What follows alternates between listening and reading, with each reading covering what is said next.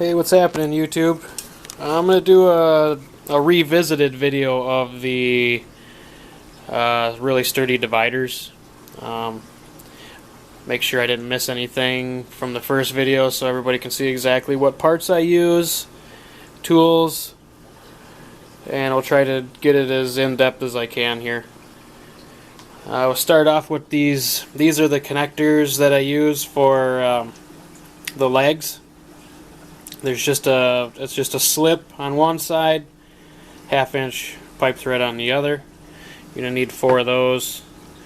And then these are I don't know what the heck you'd even call these. They're like a T, Y or something. They're slip on 2 sides to make the 90. And then this is where the leg would go in, and that's threaded. So you'll be able to thread the leg pieces into these. You're going to need some of these cable ties or zip ties, whatever you want to call them, wire ties, and some 1/2 inch PVC.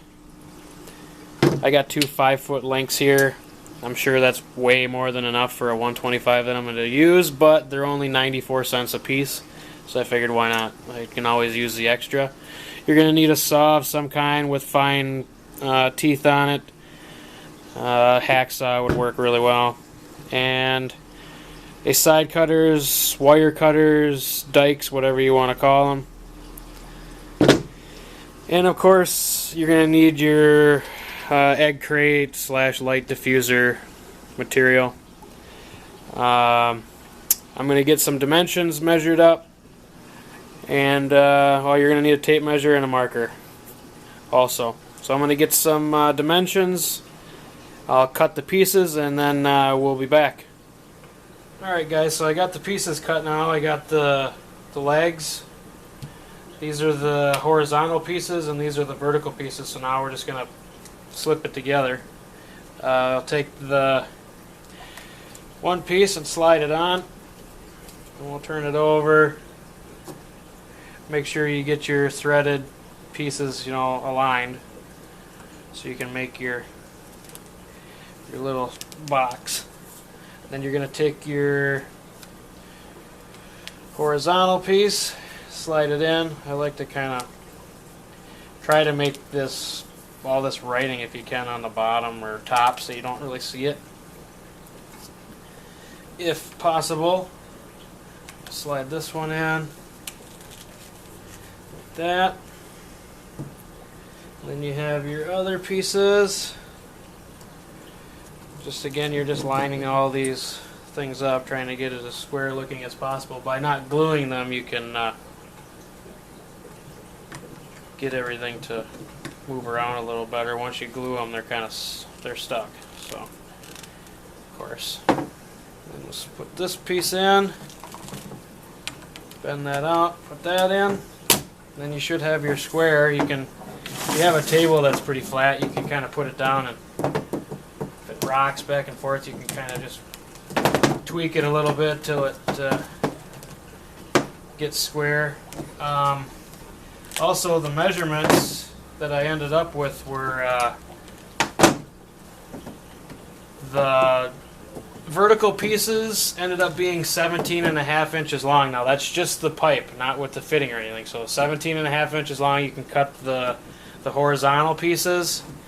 The upright pieces were 15. And now this is for a 125, a marine land tank. So if you have an oceanic or something, the sizes could fluctuate just a touch. So make sure you probably do your own measurements there. That way you can get it as tight as possible.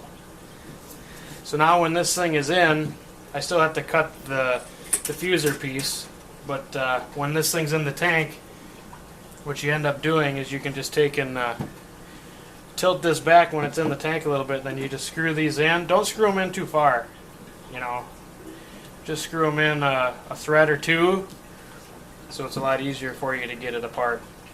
Let's put the rest of these on. Quick, these just slide on real quick.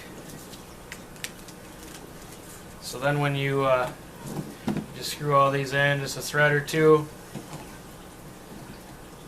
and now you have you get the idea now, where you can take and put that to use. And I try to make these, now the fish that is going to be on the other side of this divider is going to be about a 10-inch long fish, so I want to make sure there's enough room, you know, at least this, you know, at least the 10 inches or so. We're pretty close, so that if this divider gets pushed by the other fish and gets pushed all the way down to the other end of the tank for some reason, if that could happen, you know, if you have a bare bottom tank, I can see that it could happen. This way it only goes down, it'll hit the glass on the end of the tank and still leave plenty of room in here for that other fish to not get pinched, or, you know, be able to survive until you can save it, you know, or move the divider back. So I'll go ahead and cut the divider pieces next, or the egg crate piece. I'm just going to measure it. I want the measurements to be, you know, I don't want it hanging out past the edge of this 90 here, so try to cut it as close to the actual dimension as you can, and then I'll be back to do that, to attach it. Alright guys, I just so happened to have a piece laying around that was pretty close to the right size, so I didn't have to use a whole full sheet. So I'm just going to lay this on here. It's actually, the width is perfect.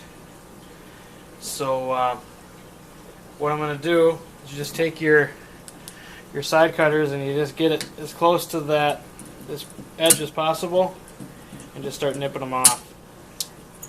You know, you're going to have these little chunks, so be careful if you don't get them on the floor. If you have little kids or animals or whatever walking around, they are sharp, so be sure to get those picked up.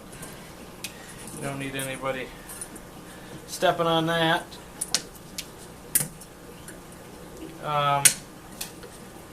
While I'm making a mess here, I'd like to give a shout out to my buddy Matt Gramer in Michigan there. He's a really great guy. He's sending me a female trimac, which is the reason why I'm making this divider. So Titan has a playmate. Really wanted to say a special thank you to him. I really appreciate him doing this for me. I've been looking for a female trimac for a long time, so thanks a lot, Matt. I really appreciate that. We actually even got to pop your shipping cherry doing this project, so it's pretty cool. So now you know how to ship, and we're good to go. All right, so I just about got this cut. It fits on there real nice. I do have some white cable ties, so I'm going to use them instead. They don't stick out as bad. So what I want to try to do is get these in here, but I want this square piece. I don't know if you guys can see it or not, but the actual square section can be a little sharp when you cut it. So I'm going to want to put that on the inside if I can, just one, you know, little less chance of the fish getting caught against it or scraping themselves. I just push it around to the inside. I don't know if you can see that or not, but I just pushed it around to the inside there, so it's a little harder for the fish to be biting on it and stuff. So I'm going to go ahead and put the rest of these ties on. I probably put 4 or 5 on each section there, just to ensure that it's good to go. Alright guys, so here it is. It's all finished. You can see that I got the cable ties are tucked up underneath here, so the fish can't really get at them and chew on them and hurt themselves. I wanted to also mention that it'd be a good idea to take all of your PVC pipe and rinse it out. You don't know what the heck's in there. Sometimes your fittings will have these little stickers on them, so you can try to get those off. Other than that, I just wanted to say these dividers, they're a lifesaver. You know, I mean, you can use the normal light diffuser stuff, with suction cups, but I don't trust that. I've lost some pretty important fish using the old suction cup light diffuser method. It doesn't work, and I mean, these fish are a lot stronger than you think they are. They're gonna break through that. I've even had some fish that can break these pieces off. They'll chew these and break the little sections right out. So I would, if you're gonna make a divider, please make one like this. It's so easy.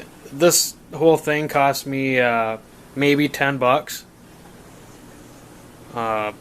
It's kind of a no-brainer. At least you get the peace of mind knowing that your fish are gonna be safe. But yeah, hopefully this helped any of you that are looking to make a divider. Please go by and check out our Aquatic Support System Facebook page. Like the page.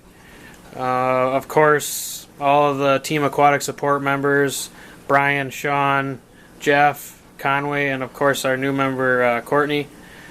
Please check out their channels. They got some great fish, great information, really nice people. We also started a new group on Facebook, Aquatic Support Community. Swing by there, join up. It's going to be a fun place to share images of your fish, get some help if you have sick fish. Anything new going on, we can share videos, anything there, anything goes. So please stop by. Hopefully the video here helped you out. Thanks for watching, and have a good one.